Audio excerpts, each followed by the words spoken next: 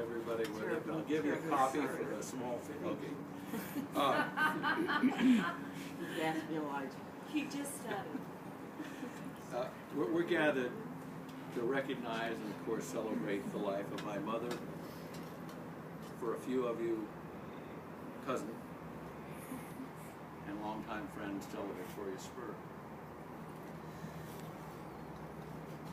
But you all know it's also a time to reflect on our own lives, a time to remember those dearest, to give thanks how our lives, how their lives touched ours, how they made the world a better place for us and for the rest of that small circle.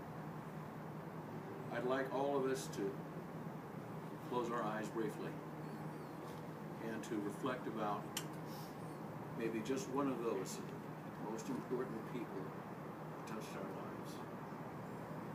And we pray that we did our best to make their lives better when we had the choice. I'm sorry, when we had the chance. And let's close our eyes for a moment. I see most of you are ahead of me, and that's good. Let's close our eyes and just reflect on maybe just one person who really touched our lives.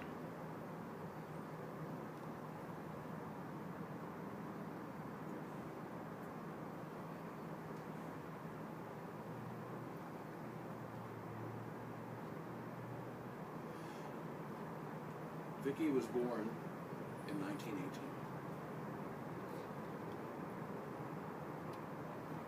Our country had just entered World War I. The Model T ruled the roads. Aeroplanes were just a little bit past being a hobby. It was Mom's generation and your mom's generation that took us from the back of a horse to footprints on the moon. Her passing marks another loss for the greatest generation. The greatest generation, I say it again. We're baby boomers. I mean, it's like, is that the best we've got? Baby boomers? Maybe it's better than X's and Y's and millennials. I guess you'd have to ask BR back there because he's one of those. The greatest generation. But like all of our parents, Mom and Dad were partners in that generation. As inseparable as the waves and the sound they make on the shore. We can't come together and show our love for one without showing our love for the other. But who were Mom and Dad? Mom was kind of special, growing up milking cows by hand and riding a plow horse called Ned. She grew up on a farm near a Four Corners town in Indiana. But hey, somehow, Mom got a college degree, along with her brother and her sister. This wasn't so common in those days, especially way out in the farmlands of Indiana. Electricity was just becoming halfway common. Her brother eventually owned a bank. Her sister was a school teacher. Mom became a nurse. Is there any profession more noble than nursing? I don't think so. Nurses help us into this world. When we need standing up, when we need help standing up, it's the nurses holding us up. When it's time to say goodbye, where would we be without nurses? I say again, it's the most noble profession. That was Mom, and that was most of you or your immediate family.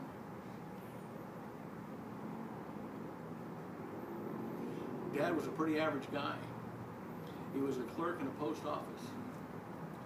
A real meat and potatoes Joe that he just wanted to have a family and pay the mortgage. Maybe like a lot of us.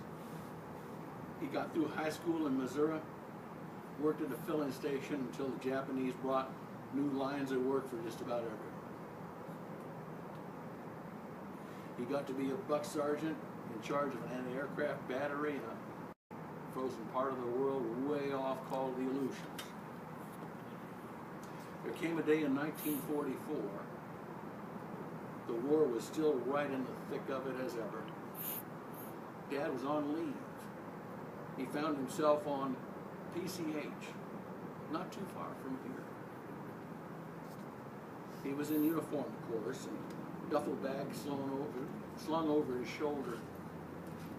He stuck out his thumb. Now we're starting to sound like a black and white movie, aren't we? Guess who threw on the brakes and pulled over in her '39 Chevy? Offered him a ride. And of course, in those days, that was the patriotic thing to do. Maybe she caught a little sparkle in his eye, and I'll guess he noticed. If you look at those pictures back in those days, she was a pretty cute gal. They were together for the next 59 years. Dad's been gone for 10 years now, and I suspect, as of yesterday, they're back together again. You can imagine the big hug. That's the way it should be.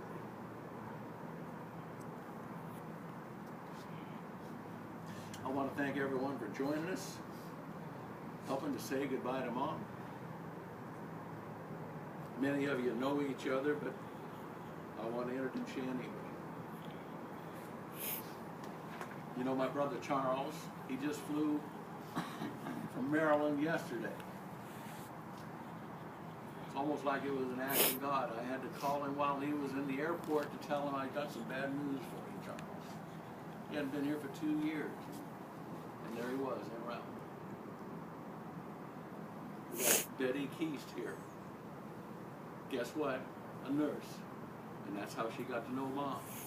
How many years ago? Lots. You don't want to know. Late 60s. Late 60s. I think we met in 1968. I like to say a few words. Your time will come. Just like I told you. Just like I told Lee. Just be patient. I got in trouble too. And we've got Lee and Karen and son John. Sean. Did I say John? Yes. That was the wine. I know that. Okay, well at any rate.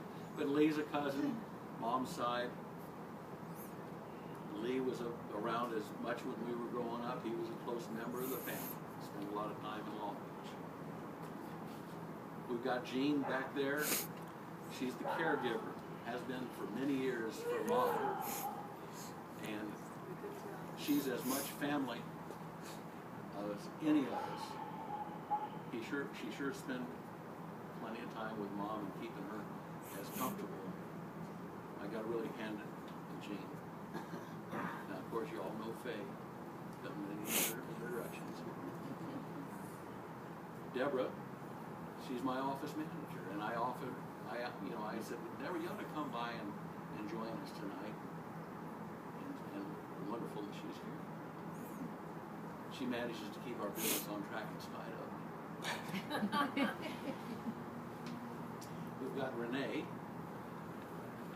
whose mother was a nurse.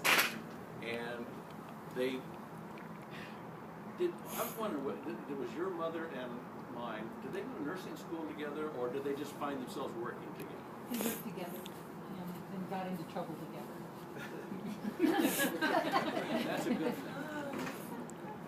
But at any rate, when we were extremely small, Renee and her sister Jan and Charles and I shared sandboxes quite a bit. And then life kind of took us apart. We didn't do each other, except occasionally we would see each other. But at any rate, are you falling apart again? Spanish girl from San Diego. We've got Dan Cooney here, college friend, a fraternity classmate, fraternity brother, both Charles and I. And we've been closest of friends ever since. And then Mike and Denise. Mike and I were best buds in high school. And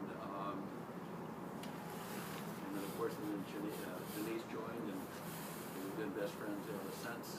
Mike probably spent more time at our house when he was a kid than he spent at his own house. There's too many people in this house. That's because he had a small house and a big family, right? And then His we've got, mom's a nurse, and and our daughter's a and his, nurse. that's, we got, I mean, I want everybody, anybody who is a nurse, had an immediate family, was there, raise your hands. That's just, wait a minute, Jim, is not a wife an immediate family? Raise your hand.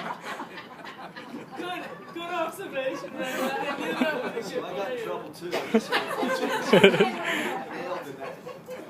And speaking of Jim and Jane, we met Jane at an isolated anchorage way out on the west side of the Pacific in the Kingdom of Tonga. And we thought, The yard was the size. and then her daughter was the same size. And as we sailed away from Tonga, I said, well, I hope we don't see her again. And sure enough, 2 years later, we come back to Long Beach. No, I and there found she you. is. Didn't I find you in New Zealand? I think I found you in New Zealand. You found us in the I was news keeping and the the story TV simple. when That's not simple, Raymond. you were in the South Island, Jane, and probably you saw Raymond on TV every night.